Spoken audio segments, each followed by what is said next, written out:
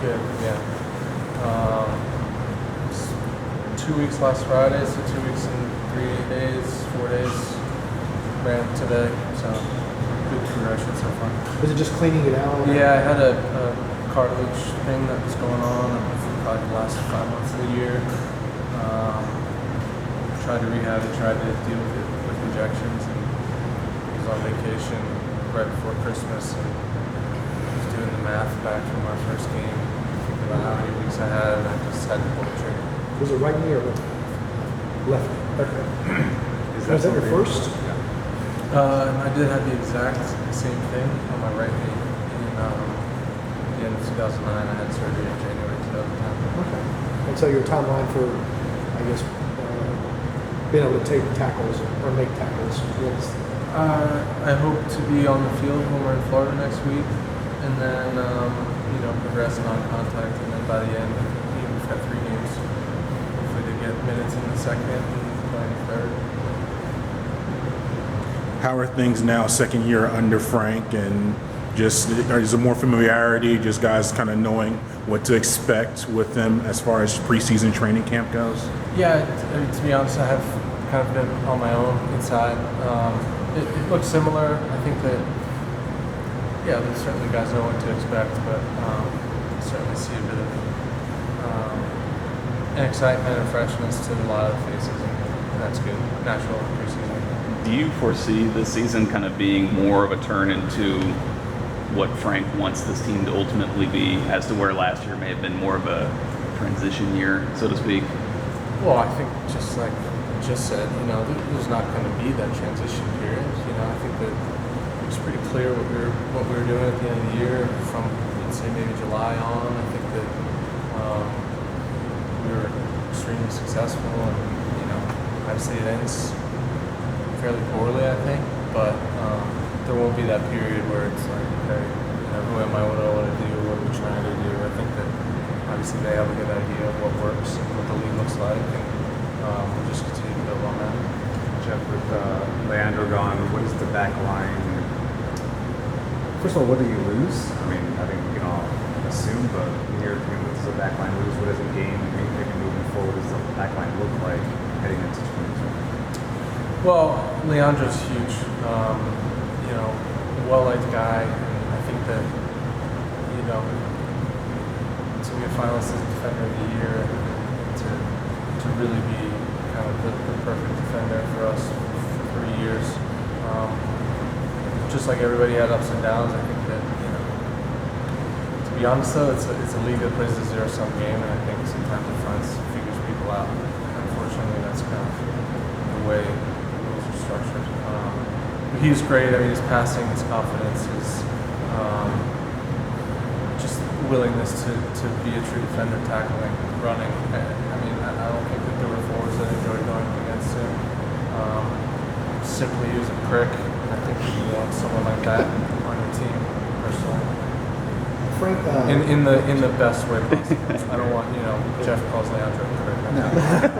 We know that. Jim couldn't call him a killer after that run, when I spoke with him. He's like, he's a guy. He's probably more than shoes. Anyway, Frank mentioned you and Brad yesterday as possible captains for the team this season. I'm just curious if that's something you would want, and what would it mean to you?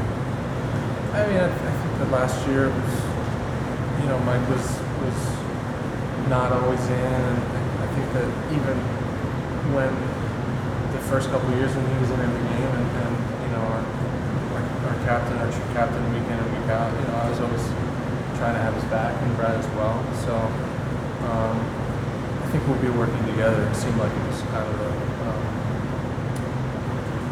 a group process last year, and I think the team's going to need several leaders, because I think we've lost a bit of that. Obviously, losing Parkey is big, but every year something new, and someone has to grow into it, and we'll expect other people to be stepping in. So I guess everybody can make of it what they want, the role and responsibilities. How do you see?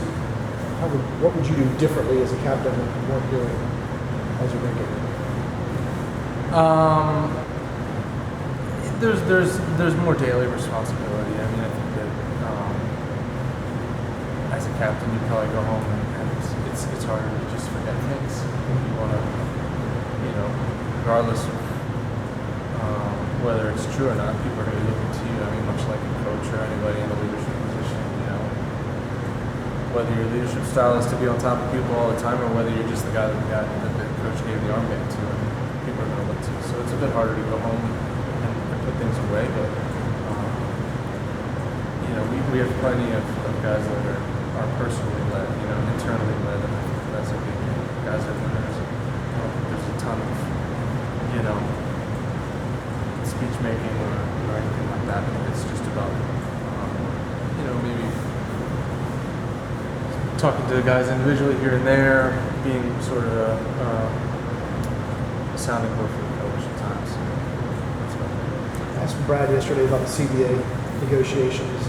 You're also extremely active in those. How would you characterize the state of the negotiations right now and the likelihood that a deal is going to be reached before the first Champions League games? I'd say that the discussions are ongoing. I would say that just like any negotiation, things are going back and forth presently. I think that nothing's done until it's done, and I can't say that today we're ready to sign anything, and the process is ongoing. I think that we stand in the same place as players, but the beginning of the season is coming, and the expiration is coming, but there hasn't been any decision yet. I understand exactly where we're standing, and hope to get the rest of the process. Are you hopeful that y'all are going to reach that? I mean, are there signs of back and Well, there's forth? more. There's discussion. I mean, the passing of proposals is good. I think that that's happened recently. So, I think that in the past there's been kind of dead periods, and that's not happening now. So I guess that's a good sign. You were signed with the team you had some. Talk about the re-signing process. What led to you coming back to Atlanta? What was that process for you, just making that commitment? Yeah, not unlike years past.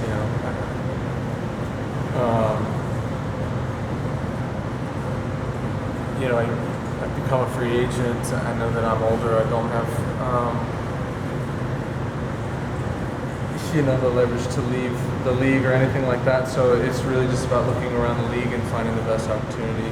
I love the club. I care about being here.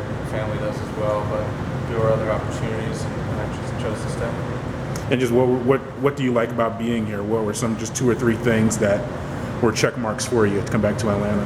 Being a part of a successful franchise, competing to win every week, playing week in and week out in front of and with the support of and with the eyes of many in town, and trying to give them, what they're giving us.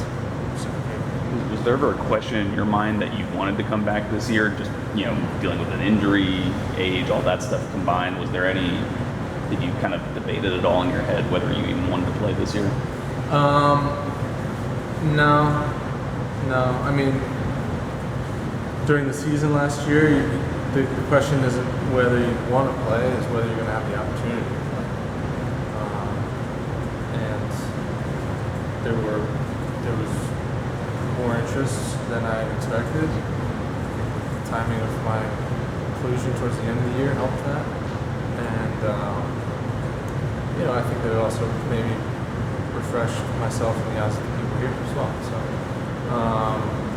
it wasn't a situation of I just can't handle this anymore. It was more of like, well, let's be realistic. If there's not going to be an opportunity, we got to get here, work together. And you were playing a lot toward the end of the last season, as you just mentioned. Have you talked to Frank about kind of an expectation for how many games you would expect to be playing in, starting in, that kind of thing? What your role will be in terms of your usage on the field? No, and I wouldn't want to know that. I wouldn't want to have that conversation. I see games thrown out for guys. Oh, I want to play this many games.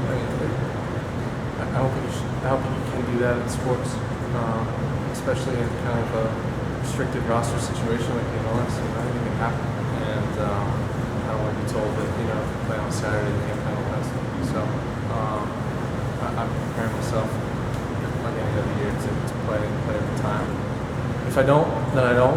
But just like last year, if they decide to make a change, then there you go.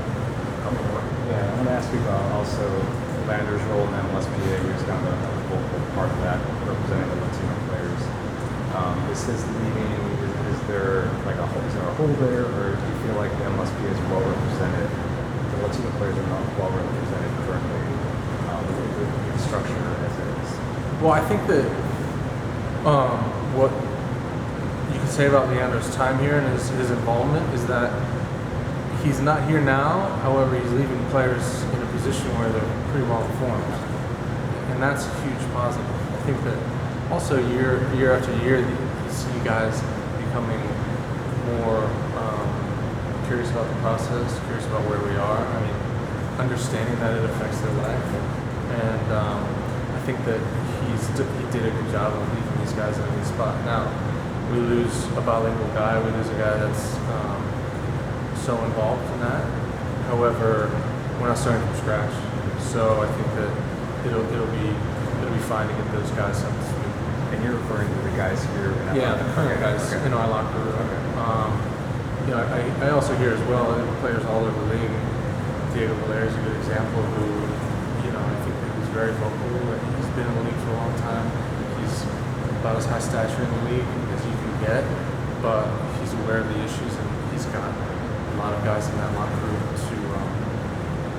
to understand exactly what's happening. And that's one example, but